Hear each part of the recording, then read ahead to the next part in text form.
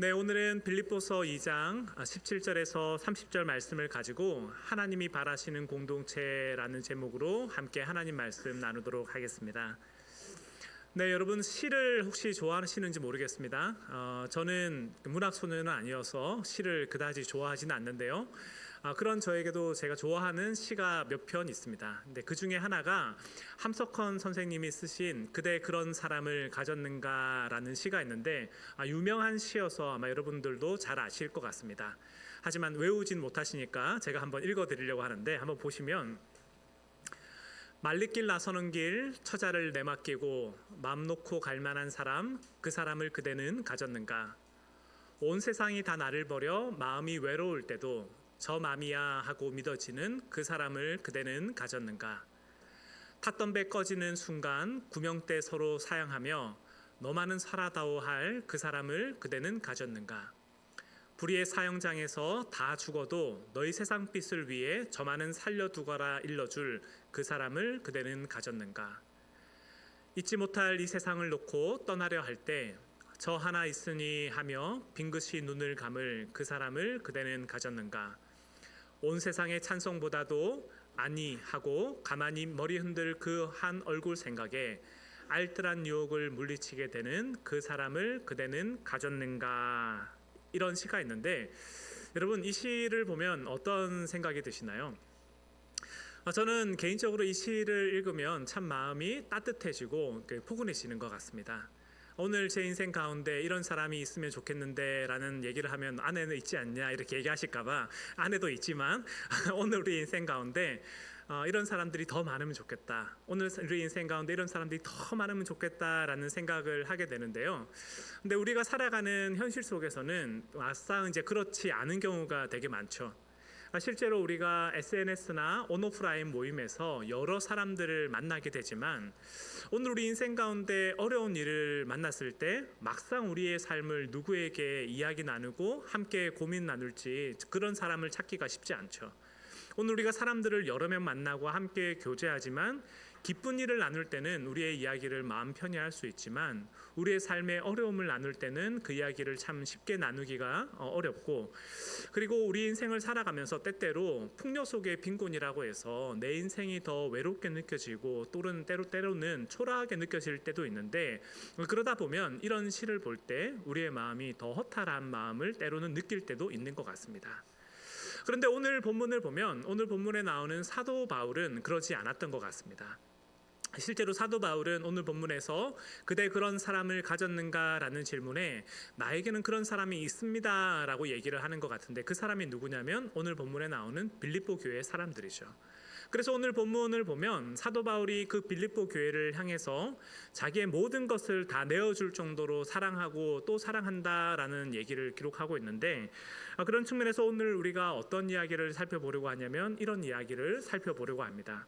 사도 바울이 빌립보 교회를 향해서 어떤 사랑과 은혜로 그들을 품었는지 그런 이야기들을 살펴보면서 오늘 우리 인생 가운데 하나님이 바라시는 공동체의 모습은 어떤 것인지 그리고 오늘 우리의 인생이 하나님 앞에서 어떻게 살아가야 할지들을 함께 살펴보기를 원하는데요. 바라기는 오늘 이 말씀을 통해 오늘 우리의 인생이 어느 누구도 외딴 섬으로 살아가지 않고 함께 연결되고 하나 되는 그런 복된 시간 되었으면 좋겠습니다. 오늘 우리 가운데 주시는 하나님 말씀을 살펴볼 때 먼저 하나님이 바라시는 공동체의 첫 번째 모습은 자기의 유익을 구하지 아니하고 서로 사랑하고 돌보는 그런 공동체입니다. 실제로 오늘 본문을 보면 사도 바울이 빌립보 교회에 편지를 쓰면서 디모데와 에바브로디도를 파송하는 내용을 담고 있는데요. 구체적으로 살펴보면 이렇게 됩니다. 오늘 본문 19절을 보시면 같이 한번 읽어볼까요? 같이 읽겠습니다. 시작.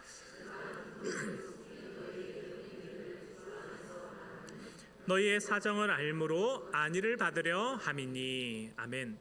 여러분 지금 보시면 지금 사도 바울이 빌립보 교회에 누구를 파송하고 있습니까? 디모데를 파송하고 있죠. 이 디모데는 우리가 잘 알다시피 사도 바울이 믿음 안에서 낳은 아들이라고 얘기하고 내 사랑하는 아들이라고 얘기할 정도로 너무나 극진히 여기고 기이 여기던 사람인데 그래서 사도 바울은 복음 전도를 할 때마다 누구를 항상 데리고 갔냐면 이 디모데를 데리고 갔습니다. 그리고 사도 바울이 에베소 교회를 개척하고 난 다음에 이 에베소 교회를 누구에게 물려주냐면 디모데에게 물려주죠. 자기가 3년 반 동안 눈물로 수고하고 섬겼던 에베소 교회를 가장 믿을 만한 사람 디모데에게 이 교회를 물려주게 되고, 그리고 나중에 이 디모데가 사역할 때 사도 바울이 말씀으로 권면하죠. 그래서 디모데 전서와 디모데 후서가 에베소 교회를 사역하는 디모데에게 쓴 편지인데, 그런 측면에서 오늘 본문에 내가 디모데를 속히 너희에게 보낸다라는 얘기는 어떤 얘기냐면, 빌립보 교회가 지금 어려움을 겪고 있을 때 그 빌립보 교회의 문제를 가장 잘 해결할 수 있는 사람을 추천하고 있는 겁니다. 내가 가장 믿고 가장 신뢰할 수 있는 디모데를 빌립보 교회에 보내면서 그 디모데에게 어떤 얘기를 하는 거냐면, 지금 빌립보 교회가 이러이러한 어려움 가운데 놓여져 있으니까 네가 가서 그 문제를 직접 도와주고 해결하면 좋겠다라는 마음으로 이 디모데를 파송하고 있습니다. 그래서 오늘 본문 앞부분을 보면 사도 바울이 디모데를 파송하는 얘기로 기록되어 있고, 뒷부분에는 또 누구를 파송하는 얘기로 되어 있냐면 에바브로디도를 파송하는 내용으로 되어 있습니다. 사도 바울이 감옥 안에 갇혔다는 소식을 듣고 빌립보 교회가 에바브로디도를 보내게 되는데요. 보내는 편에 헌금을 같이 보내고, 그리고 이제 사도 바울이 겪고 있는 어려움과 처지가 어떤 것인지를 이 에바브로디도를 통해서 직접 듣기를 원했습니다. 그래서 에바브로디도를 이제 사도 바울이 있는 곳에 보냈는데, 그 오는 길에 에바브로디도가 병에 걸리게 됩니다. 그래서 사도가 그 에바브로디도를 보면서 마음에 되게 측은히 여기고 불쌍히 여기는 마음을 가지고 있었는데, 이 바울 곁에 있으면서 이 병을 낫게 됩니다. 그래서 나중에 사도 바울이 에바브로디도를 다시 빌립보 교회로 돌려보내고 있는데, 그래서 25절을 보면 오늘 본문 25절에 이렇게 되어 있죠. 한번 25절 같이 읽어볼까요? 같이 읽겠습니다. 시작. 그러나 에바브로디도를 너희에게 보내는 것이 필요한 줄로 생각하나니 그는 나의 형제요 함께 수고하고 함께 군사된 자요 너희 사자로 내가 쓸 것을 돕는 자라. 아멘. 그래서 오늘 본문 앞부분과 뒷부분을 보면 앞부분에서는 디모데를 빌립보 교회에 파송하는 내용을 담고 있고, 뒷부분에서는 에바브로디도를 빌립보 교회에 파송하는 내용을 담고 있습니다. 그래서 전반적으로 이제 디모데와 에바브로디도를 함께 이제 빌립보 교회에 보내게 되는데, 여러분 한번 생각해 보시면 지금 이 사도 바울의 결정이 잘한 결정일까요? 아니면 잘 못한 결정일까요? 만약에 여러분들이 그 자리에 있었다면 이 사도 바울의 결정에 대해서 여러분은 찬성하고 동의를 했겠습니까? 아니면 반대를 했겠습니까? 만약에 제가 그 자리에 있었다면 저는 그 결정에 대해서 반대했을 겁니다. 왜냐하면 지금 빌립보 교회가 어려움을 겪고 있는 건 맞지만 지금 사도 바울이 놓여져 있는 상황을 보면 사도 바울의 상황도 쉽지가 않잖아요. 왜냐하면 사도 바울이 지금 로마 감옥 안에 붙잡혀져 있고, 그리고 지금 어떤 일을 기다리고 있냐면 로마 황제 앞에서 재판을 기다리고 있습니다. 사도 바울 곁에는 그 곁에 함께 있었던 사람들이 다 사도 바울을 떠나고 도망갔고, 그리고 앞부분에서 살펴봤던 것처럼 사람들이 사도 바울을 음해하고 공격하는 상황 속에서 사실 사도 바울의 곁을 지켜주는 사람은 아무도 없었습니다. 다만 디모데와 에바브로디도가 그 곁에 있었는데, 지금 사도 바울이 어떻게 하고 있는 거냐면 이 두 사람을 함께 다시 빌립보 교회로 돌려보내는 거예요. 그러면 이 떠나는 길 입장에서 디모데와 에바브로디도가 가졌을 마음은 이 발걸음이 선뜻 옮기기가 힘들었을 겁니다. 굳이 우리 둘 다 갈 필요가 있냐라는 질문을 했을 거고, 이 가운데 있는 한 사람을 먼저 보내고 그 다음 사람이 따로 가면 어떻겠냐라는 얘기를 할 수도 있습니다. 그리고 사도 바울이 이제 내가 얼마 있지 않으면 곧 풀려날 거라고 얘기했으니까 그 얘기에 따라서 같이 가자라는 얘기를 할 수도 있고, 그리고 우리 말고 다른 사람을 불러가지고 그 사람을 빌립보 교회에 보내자라는 얘기를 할 수도 있는데, 사도 바울이 그 얘기를 듣지 않는 거죠.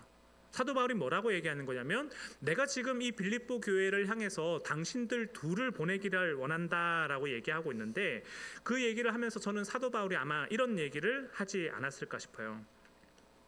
지금 이 빌립보 교회가 어려움을 겪고 있는데 내가 그거를 도저히 지켜볼 수가 없습니다. 당신들이 겪고 있는 이 문제들을 바라볼 때 그냥 쉽게 치부하고 넘어갈 수도 있지만 나는 도저히 쉽게 치부하며 넘어갈 수가 없습니다라고 하면서 내가 가장 믿고 신뢰하는 당신들이 가면 좋겠습니다라는 얘기를 했을 것 같은데요. 왜냐하면 그게 저는 부모의 마음이라고 생각하기 때문입니다. 실제로 여러분, 우리 앞에 우리 자녀들이 만약에 어려움을 겪고 있다고 한번 생각해 봅시다. 우리 자녀들이 어려움을 겪고 있으면 그 아이가 아파가지고 아무것도 못 먹고 있다고 생각해 봅시다. 그 아이 앞에 가가지고 그 아이가 좋아하는 음식을 먹으면서 야, 이 맛있다 이런 얘기를 할 부모가 있을까요? 그런 말을 할 부모는 없죠. 아이가 아파하고 아이가 병들어 있으면 그 아이와 함께 같이 고통하는 것이 부모의 마음이고, 때로는 아이가 죽을 병에 걸리거나 심각한 일을 놓였을 때는 식음을 전폐하고 기도하는 것이 그게 부모의 마음이죠. 실제로 어떤 아이가 만약에 먼저 부모님보다 먼저 세상을 떠나는 경우가 있다면 그 아이를 떠난 아이를 보면서 밥을 먹지 못하고 하루하루 늙어가는 것이 부모의 마음인데, 그 부모를 보면서 옆에 사람들이 일반적으로 그런 얘기를 하잖아요. 그 아이는 먼저 하나님 곁으로 갔고 이제 너만 남았는데, 야, 산 사람은 살아야지, 산 사람은 살아야지 하면서 이제 밥을 먹으라고 권유하기도 하지만, 그 얘기를 듣고 선뜻 밥을 먹을 수 있는 부모는 없습니다. 그 왜 그렇게 얘기하는지 마음은 잘 알지만 그 아이를 그리워하고 애통해하는 마음 때문에 나 역시 먼저 하나님 곁으로 가고 싶다라는 마음을 표현할 정도의 그 고통을 갖는 것이 그게 부모의 마음인데, 오늘 본문의 사도 바울이 겪고 있는 마음이 어떤 거냐면 딱 이런 마음이라는 거죠. 지금 빌립보 교회가 어려움을 겪고 있는데 그 어려움을 보면서 사도의 마음이 편치가 않습니다. 지금 빌립보 교회가 어려움을 겪고 있는 그 이야기를 들으면서 내가 행복을 누리면 오히려 그 행복감이 내 마음에 죄책감이 되고, 그리고 그 행복감을 누리는 것보다 내가 고통을 받는 것이 오히려 나에게 훨씬 더 유익하기 때문에 지금 디모데와 에바브로디도를 파송하면서 그들에게 이렇게 요청하고 있는 거죠. 내가 지금 다른 사람을 보낼 수도 있지만 두 사람만큼 믿고 의지할 수 있는 사람이 없고, 내가 지금 감옥 밖에 있다면 지금이라도 당장 가서 빌립보 교회 성도들을 돕고 섬기기를 원하는데 그렇게 할 수 없으니 당신들이 가서 내가 할 바를 대신해 주십시오, 이 얘기를 전하고 있는데, 그것이 하나님 안에서 주님이 바라시는 공동체의 첫 번째 모습입니다. 오늘 우리의 인생 가운데 내 필요와 내 유익과 나의 어떤 것을 구하는 것이 아니라 정말 하나님이 바라시는 것들을 위해 섬기고 그리고 그것을 위해 희생하는 삶, 그것이 하나님이 기뻐하시는 삶인데요, 저는 오늘 저와 우리 공동체가 하나님 안에서 그와 같은 삶을 살아가면 좋겠습니다.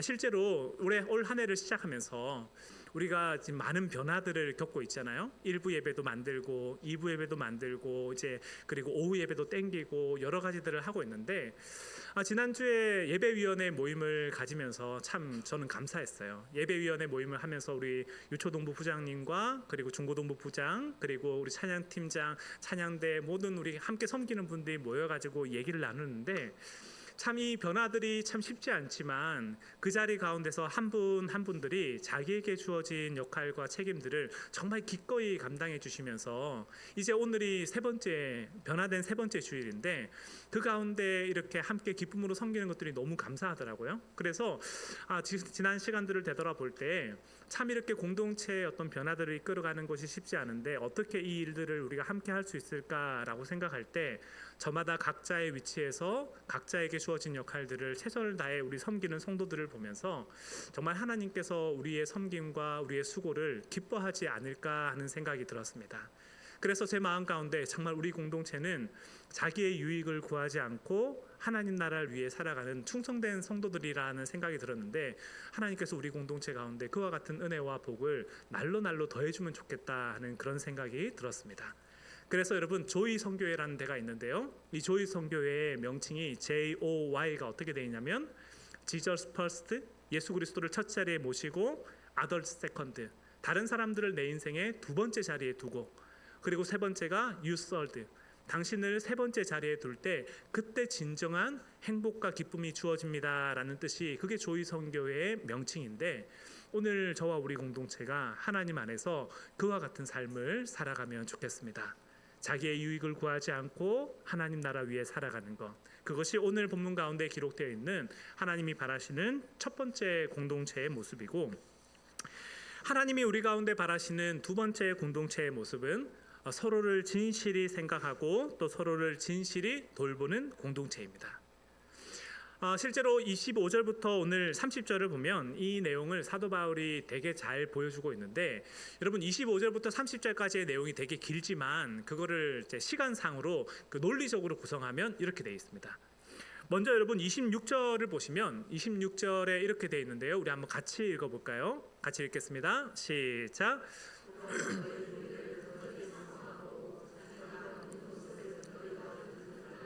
심히 근심한지라. 아멘. 여러분 보시면 26절 맨 앞에 그가라고 나오는데 이 그가 누굴까요? 이 그가 에바브로디도.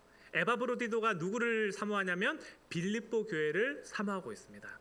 그러면서 뭐라고 얘기하고 있냐면 자기가 병든 것을 너희가 들은 줄 알고, 빌립보 교회 사람들이 에바브로디도가 병든 것을 알고 에바브로디도가 어떻게 하냐면 그때부터 심히 근심하는데요. 왜냐하면 내가 지금 아프다라는 얘기를 듣고 이 사람들이 많은 걱정을 할까봐 이 사람들을 위해 생각하고 있습니다. 그러니까 여러분 보시면 26절에서 누가 누구를 서로 걱정하고 있습니까? 에바브로디도랑 빌립보 교회가 서로 걱정하고 있죠. 빌립보 교회는 에바브로디도가 괜찮을까 그걸 두고 걱정하고 있고, 에바브로디도는 빌립보 교회를 생각하면서 염려하고 있는데 이 관계들이 계속해서 나타납니다. 그래서 여러분 27절을 보면 어떻게 되냐면 27절에는 이렇게 되어 있습니다.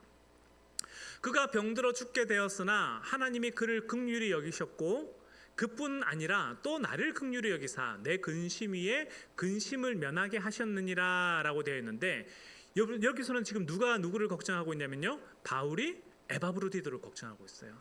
지금 에바브로디도가 병에 걸린 걸 보면서 이 사람이 하나님 나라 위에 수고하면서 여기까지 왔는데 어떡하나. 그래서 지금 에바브로디도가 병에 낫기를 계속해서 기도하고 간구하면서 걱정하다가 어떻게 됐습니까? 에바브로디도가 나았죠. 에바브로디도가 낫고 난 다음에 이 에바브로디도를 빌립보 교회에 다시 보내게 되는데, 왜냐하면 사도 바울은 이 사람을 사역의 도구로 수단으로 삼지 않았습니다. 어떻게 했냐면 이 사람의 건강과 안전이 최우선이라고 생각했기 때문에 지금 좀 나았지만 이것보다 훨씬 더 건강해지면 좋겠다라는 마음으로 보내게 되고, 그러면서 이 빌립보 교회에 가서 당신이 할 바를 다 하십시오라고 얘기하는데, 에바브로디도의 마음에는 어떤 게 걱정되냐면 앞서 얘기했던 것처럼 내가 떠나고 나면 사도 바울의 사역이 어떻게 될까, 이제 그게 걱정이 되는 거예요. 그래서 그 걱정을 얘기를 하는 과정 가운데 사도가 또 뭐라고 하냐면 내 걱정하지 말고 돌아가라고 얘기합니다. 그러면서 29절과 30절에 가서는 무슨 얘기를 하냐면 당신이 빌립보 교회에 돌아갔을 때 혹시라도 사람들이 당신을 음해할 수 있습니다. 당신 지금 빌립보 교회에 가가지고 그 바울한테 가가지고 헌금 전달하고 그 사역을 도우라고 했더니 당신 지금 건강관리 제대로 못해가지고 오히려 짐이 되고 온 거 아닙니까? 라고 얘기하면서 누군가가 그 에바브로디도를 공격할까봐 사도 바울이 뭐라고 하냐면 그런 거 아니라고 하면서 이 사람에게 추천서를 써줍니다. 그래서 29절과 30절을 보면 뭐라고 되어 있냐면, 이러므로 너희가 주 안에서 모든 기쁨으로 그를 영접하고 또 이와 같은 자들을 존귀히 여기라 라고 하는데, 이건 무슨 얘기냐면 그 사람의 사역이 나에게 방해가 안 됐다는 얘기를 하는 겁니다. 이 사람이 정말 하나님 나라를 위해서 수고한 사람이니까 그 사람을 존귀히 여기라는 얘기를 하면서 그 사람을 보호해 주고요. 그래서 27절부터 뒤에 나오는 내용을 보면 바울과 에바브로디도의 사이에서의 이야기를 기록하고 있고, 그리고 26절에 가서는 또 누가 누구를 걱정하냐면 28절에서는 바울과 빌립보 교회가 서로 또 걱정하고 있습니다. 그래서 보시면 28절에는 이렇게 돼 있죠. 그러므로 내가 더욱 그를 깊이 보낸 것은 너희로 그를 다시 보고 기뻐하게 하며 내 근심도 덜게 하려 함이라 라고 하는데, 지금 보시면 여기서는 또 누가 누구를 걱정하냐면 바울이 빌립보 교회를 걱정하고 또 빌립보 교회는 바울을 걱정합니다. 지금 바울의 사역이 어떻게 돼가는지에 대해서 빌립보 교회가 염려하고, 그리고 바울은 빌립보 교회의 소식을 듣고 이 사람들을 걱정하고 있는데, 여러분 지금 이 나오는 내용들을 결국에는 하나의 표로 정리하면 이렇게 됩니다. 보시면 지금 사도 바울이 누구를 걱정하고 있냐면 빌립보 교회를 걱정하고 에바브로디도를 걱정하고 있죠. 그리고 에바브로디도는 누구를 걱정하냐면 사도 바울을 걱정하고 또 빌립보 교회를 걱정합니다. 그리고 빌립보 교회는 또 누구를 걱정하냐면 사도 바울을 걱정하고 에바브로디도를 걱정하는데, 여러분 지금 보시면 이 사람들은 누구에 관한 생각으로 꽉 차 있냐면 자기에 대한 생각이 아니라 형제 자매들을 향한 생각으로 꽉 차 있어요.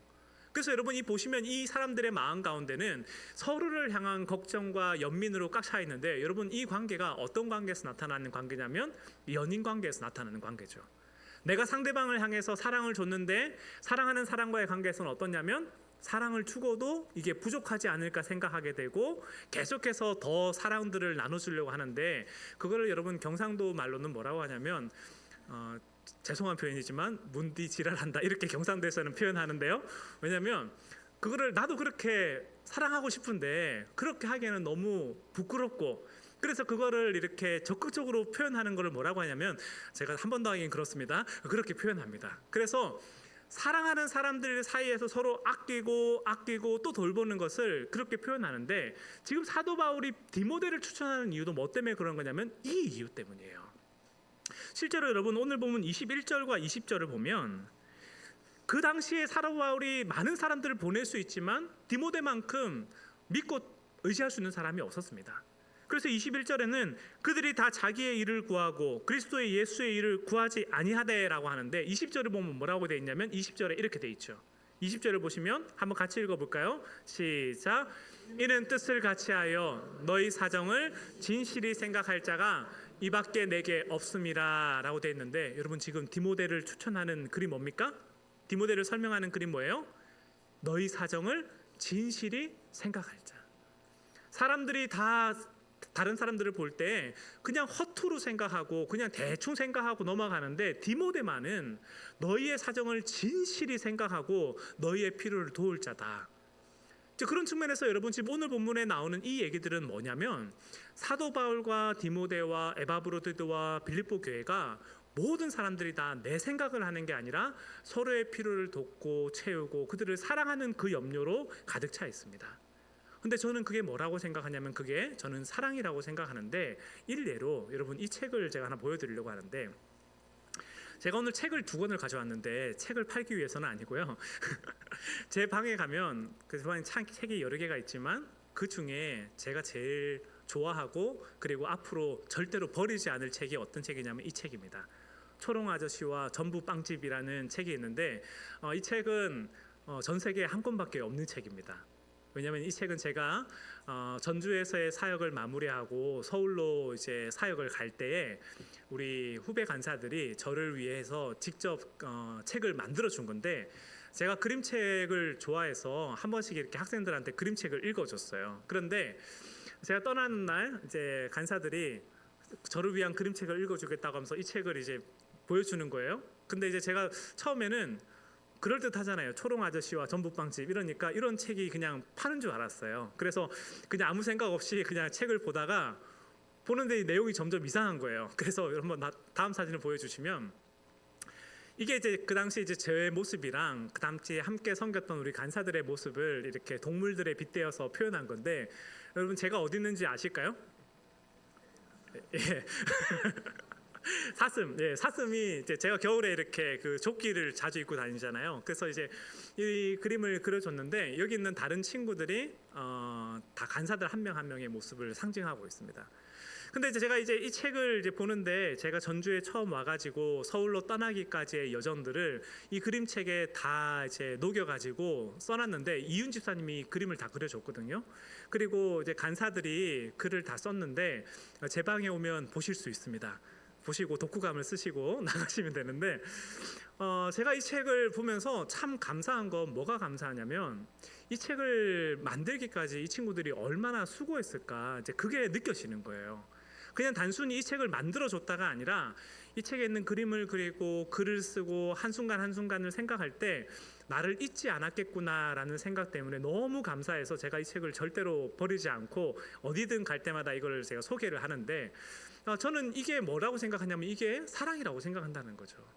정말로 그 사람을 진실로 사랑할 때는요, 그 사람에 대한 생각으로 가득 찹니다.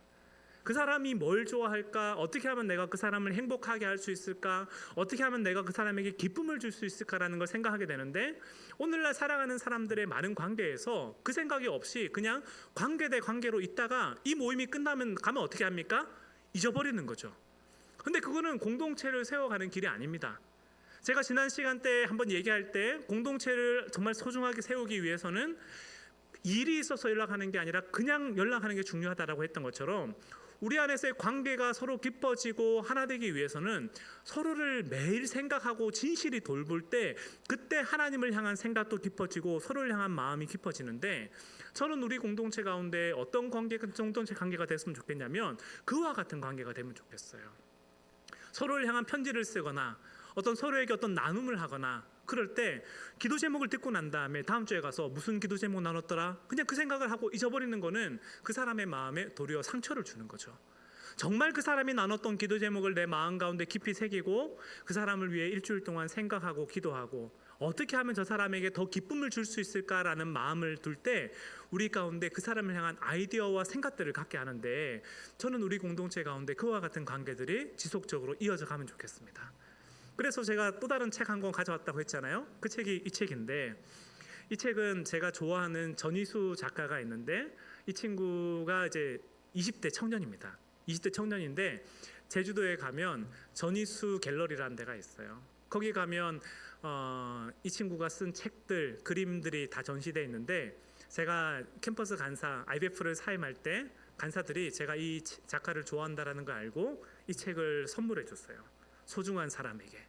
그러면서 어떻게 했냐면 이 안에다가 본인들이 편지 내용을 보여드릴 수는 없고요. 편지를 써서 줬는데, 제가 무슨 얘기를 하는 거냐면, 우리가 그렇게 누군가를 기쁘게 하고 그 사람을 섬기려고 한다면 하나님 우리 가운데 생각을 갖게 하십니다. 그래서 평상시에 이런 생각들을 할 수 있는 분들이 아니지만 그 마음에 어떻게 하면 내가 이 사람을 더 기쁘게 하고 즐겁게 할 수 있을까, 그런 생각들을 할 때 하나님 우리 가운데 길을 열어주시는데, 바라기는 저와 우리 공동체가 서로의 만남 가운데 서로를 진실히 대하고 서로를 귀히 여기는 그런 우리 공동체 되었으면 좋겠습니다. 마지막 세 번째는, 하나님께서 우리 가운데 바라시는 마지막 세 번째 공동체의 모습은 자기의 이름을 기록하지 않고 다른 사람을 높이는 공동체가 되는 것인데요, 저는 오늘 우리 공동체가 그와 같은 공동체 되었으면 좋겠습니다. 실제로 성경의 역사를 보면 사람들이 왜 죄를 짓는가라고 하면 결국에는 사람들이 자기의 이름을 높이고 자기를 높이고 자기를 영광받기 위해서 하다가 죄를 짓게 되는데, 그 대표적인 예가 저는 사울 왕이라고 생각합니다. 실제로 여러분 사무엘서를 보면 그 다윗을 시샘하는 사울 왕의 모습이 계속해서 기록되어 있잖아요. 근데 다윗을 왜 죽이려 합니까? 사울 왕이 사람들이 다윗을 추앙하기 때문이죠. 그래서 골리앗과의 전투를 마치고 난 다음에 사람들이 다윗과 사울을 향해서 뭐라고 부르냐면, 사울은 천천히요 다윗은 만만히로다, 이 노래를 부르는데, 이 얘기를 듣고 난 다음에 사울의 뚜껑이 열리죠. 그래서 이제 다윗을 죽이려고 하는데, 사실은 그것은 저는 핑계에 불과하다고 생각합니다.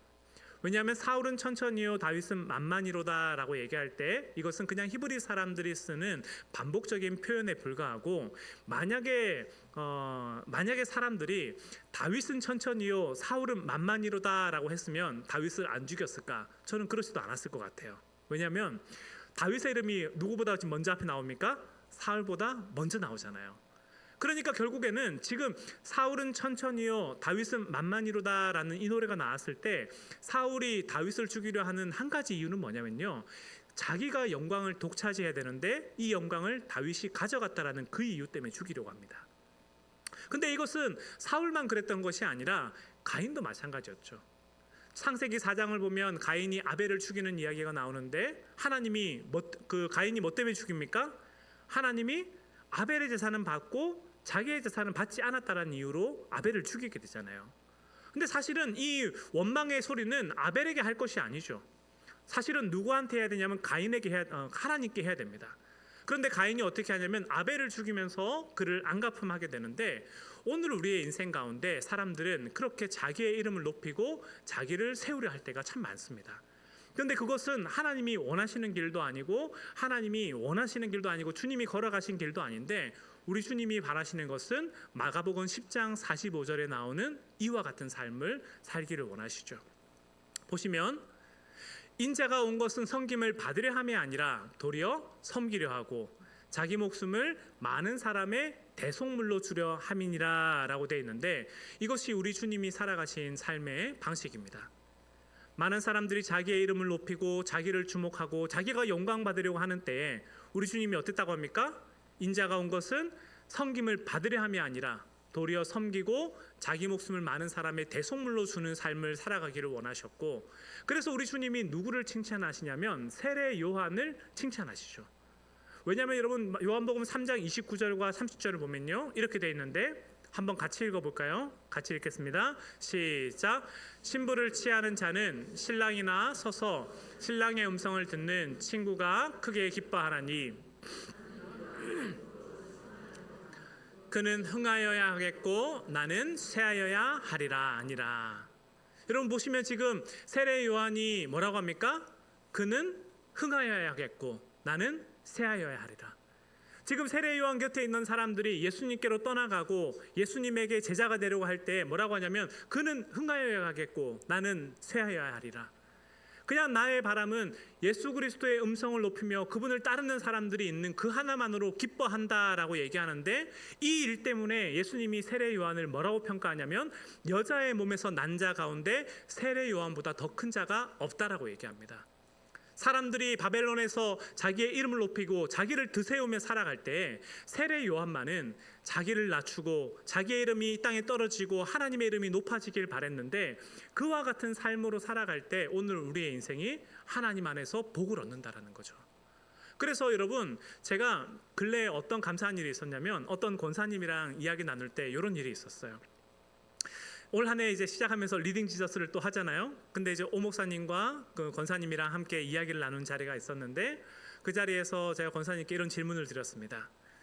권사님, 리딩 지저스 요즘에도 재밌게 잘하고 계신가요? 했더니 잘하고 있죠 하시는데, 그러면서 뭐라고 얘기하셨냐면, 제가 하루마다 리딩 지저스를 마칠 때 글을 써서 올렸거든요. 근데 지금 그걸 오 목사님이 계속 하고 계세요. 근데 그러면서 권사님께서 재밌게 하고 있지요. 오 목사님께서 글을 쓰는 게 목사님보다 더 재밌고 쉽게 잘 쓰고 계세요. 그런 얘기를 하시는 거예요. 근데 제가 그 얘기를 듣고 마음이 좋은 거예요. 그래서 제가 권사님께 그렇게 말씀을 드렸습니다. 제가 모시고 온 오 목사님께서 그렇게 권사님께 칭찬을 받으니까 저도 기분이 좋아지는 것 같습니다. 이제 그런 얘기를 드렸는데, 저녁에 집에 돌아와서 그런 얘기를 한 제 자신을 칭찬했습니다. 그러면서 내가 사울과 같이 반응하지 않고 이렇게 누군가를 세우고 그분을 칭찬할 수 있다라는 것이 내 마음에 정말 그분을 향한 사랑이 있구나. 근데 저는 우리 공동체 안에 그와 같은 일들이 계속 이뤄져 가면 좋겠어요. 다른 사람들이 어떤 일을 잘했을 때 그 사람을 보면서 시샘하고 그 사람의 잘못된 것을 흠잡으려고 하면 우리 공동체는 계속해서 무너져 갈 수밖에 없을 겁니다. 그런데 그 사람이 한 일에 대해서 칭찬하고 세우고 내가 가지고 있지 않은 것을 그 사람을 향해 높일 때 우리 가운데 정말 하나 되는 공동체가 이루어지게 되고, 그렇게 우리 가운데 자기의 이름을 높이지 않고 하나님의 이름을 높이게 될 때 모든 사람이 주를 알게 되는 그 일이 있게 될 것입니다. 그렇기 때문에 오늘 우리 공동체 가운데 자기의 이름을 높이지 않고 다른 사람을 세우며 하나님을 세우는 그런 우리 공동체 되면 좋겠는데요. 그것이 우리 공동체의 소망이 되고 길이 되었으면 좋겠습니다. 말씀을 마무리하려고 하는데요. 제가 오늘 말씀을 전하면서 이 얘기, 단순한 얘기를 전하고 싶었습니다. 하나님이 바라시는 공동체의 모습은 자기의 유익을 구하지 않으며 서로를 진실히 생각하며, 그리고 나의 이름을 높이는 것이 아니라 하나님의 이름을 높이는 그런 공동체가 되면 좋겠다라는 말씀을 드렸는데요. 여러분, 이것은 우리가 너무나 잘 아는 얘기지만 쉽지 않은 이야기입니다. 우리가 그렇게 살고 싶다라는 마음이 있지만 때때로 그렇게 살고 싶은 마음이 들 때마다 상처를 받거나 어려움을 겪을 때면 늘 뒤로 돌아서고 싶은 것이 인간의 마음인데, 여러분 그때마다 이 한자어를 생각하시면 좋겠습니다. 여러분 보시면 가운데 어떤 한자가 있냐면 물들염이라는 한자가 있는데요. 이 물들염이라는 한자는 세 가지의 한자가 섞여져 있는 한자입니다. 아래쪽에 나무목이라는 한자가 있고, 그리고 왼편에 물수가 있죠. 그리고 오른편에 9구자가 있는데, 이거는 어떤 것이냐면 나무에 염색을 하기 위해서는 그것을 염색을 하고 난 다음에 물을 씻어내는 과정들을 해야 되는데, 이걸 몇 번 해야 된다는 겁니까? 이거를 9번 해야 된다는 거예요. 그래서 이 9구자가 사람의 팔뚝을 상상하는 그 모습으로 되어 있는데, 우리가 어떤 것을 물들이고 어떤 것을 변화를 하려면 그것은 한 번으로 이루어지는 것이 아니라 9번 계속해서 반복적으로 이 일을 수행해야 된다라는 의미를 담고 있습니다. 그래서 김주련 선생님께서는 약함을 돌보다라는 책에서 이 한자어를 가리켜서 이렇게 얘기를 합니다. 보통은 우리가 무엇에 물들 때 그 과정이 신압으로 이루어지는 것으로 생각할 수 있지만, 사실은 그렇게 물들기까지 매우 오랫동안 물들고 싶은 존재와 같이 머물며 그에 젖어 있어야 가능한 일입니다. 한 번의 마주침으로 이루어지는 것이 아니라 계속된 접촉과 충돌 속에서 새로운 존재로 빚어집니다. 이렇게 되어 있는데 저는 오늘 저와 우리 공동체가 하나님 안에서 그와 같은 모습으로 물들어가면 좋겠습니다. 예수 그리스도의 길을 볼 때에 그것이 우리가 따르고 그분의 모습대로 닮아가기를 원하지만 인간의 생각과 인간의 욕망 때문에 우리가 그 길을 걸어가지 못할 때 우리가 그 길을 포기하고 돌아서는 것이 아니라 9번 물들이고 그분을 바라보는 그런 우리 공동체 되기를 소망하며 주님께서 우리 가운데 바라시는 그 공동체를 세워가기까지 우리가 포기하지 않고 하나님 앞에 기쁨으로 나아갈 수 있는 저와 우리 공동체 되었으면 좋겠습니다.